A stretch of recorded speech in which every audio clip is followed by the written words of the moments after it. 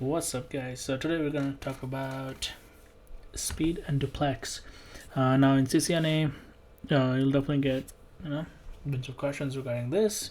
Even in your career, you'll need to know what speed and duplex are, especially if you're working as a network technician or engineer and you're going to be configuring network switches. So speed, right? On an interface, you can configure different speeds. Usually, for nowadays, mostly all you'll see is 100 Mbps and excuse me, and 1000 Mbps, which is right. Those are the most common switch port config you see on especially like layer 2 switches, even layer 3 Ethernet switches. You'll see these are the most common, and you do have other ranges like 10 gig, 25 gig, 40 gig, but today we'll just mainly focus on 100 and 1000. Now switches, right, on a port basis, on a switch port you can configure different speeds, right? So you can say like there's one mode that says auto negotiate, right? What that does is that, for example, let's say you have one switch here, that switch connects to another one, right? It's a L2 switch, and then this port, let's say, is auto. It's an auto negotiate port, configured as auto negotiate, but the port is capable of 10, 100 and 1000, right? Same thing with this port. As you got similar switches and they're both capable of configuring able to transmit data up to 1 gig, right? So what they will do is they will send pulses of signal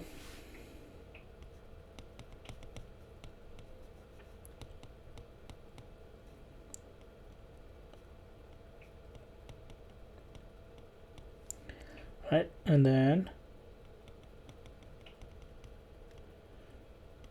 they will send back and forth pulses of signal, and they'll negotiate on a speed. So they'll say they'll start with like 10, they'll say like, oh yeah, it's capable of 10, then this might say, oh yeah, I'm capable of 10 as well, and then this will be like, oh, how about 100? He'll say, yeah, 100 looks good, and then he'll send 1000, and then he'll say like, oh yeah, I can do 1000 as well. So then they'll settle on 1000 Mbps as their negotiated speed. Right now, what happens if the switch port on one side is able to configure it can only do 100, and on the other side it can do 1 gig? Well, in that case, they'll end up, well, basically this switch will end up staying at 100, right? It won't go to 1 gig since this guy can only do 100. Now if you were to set speed manually, and on this one, let's say you set the speed on this one 100, and on this one you do auto, what was going to happen in that one?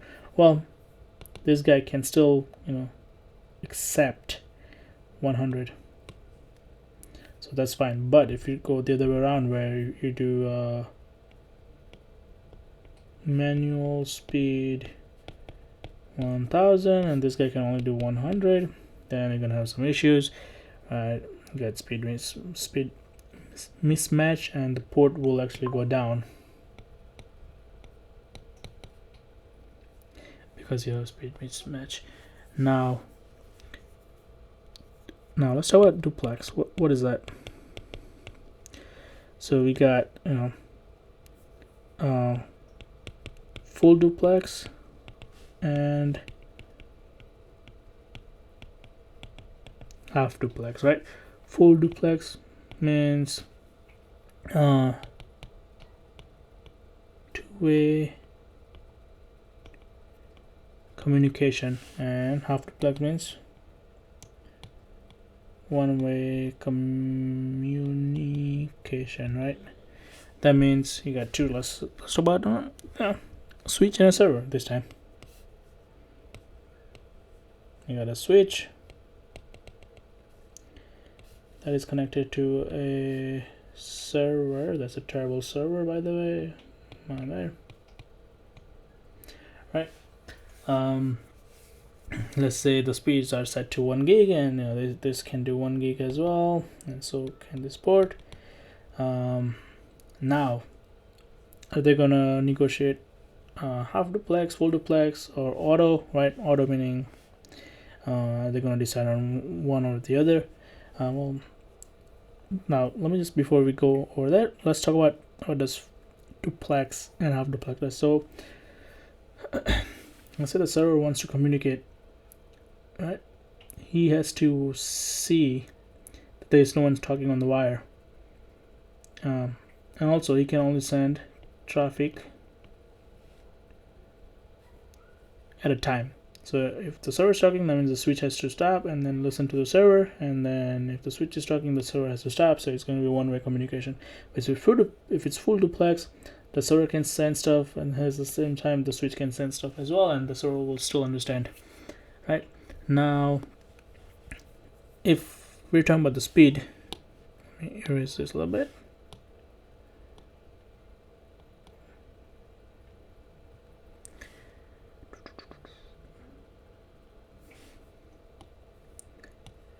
Right, the duplex works in a different way, where Cisco switches, let's mention devices, right? Cisco devices determine the duplex differently. So let's say you got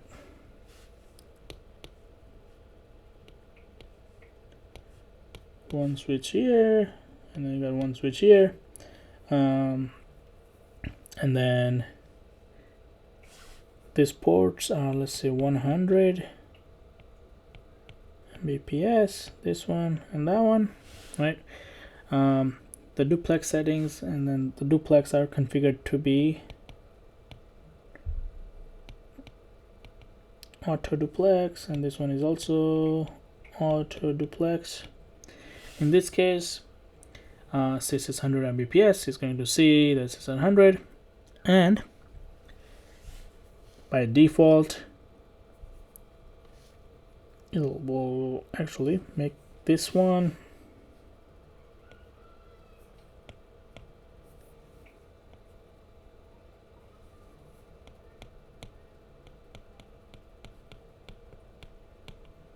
half duplex.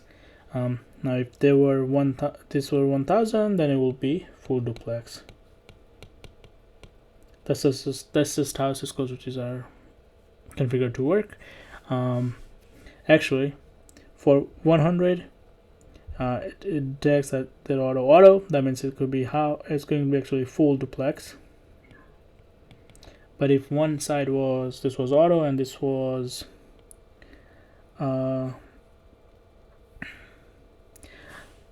so this one wasn't auto, this was configured to be full duplex, it would turn into half duplex. The other thing is the Cisco switches, the duplex settings, actually for any device, duplex settings can't be read by devices.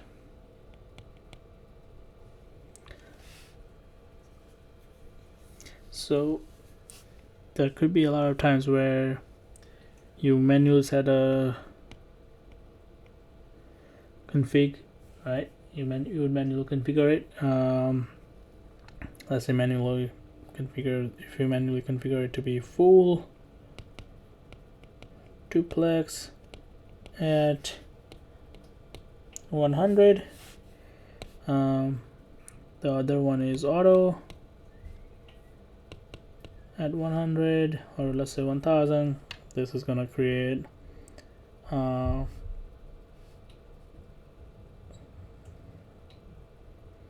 this will create issues on the wire, because you have a duplex mismatch,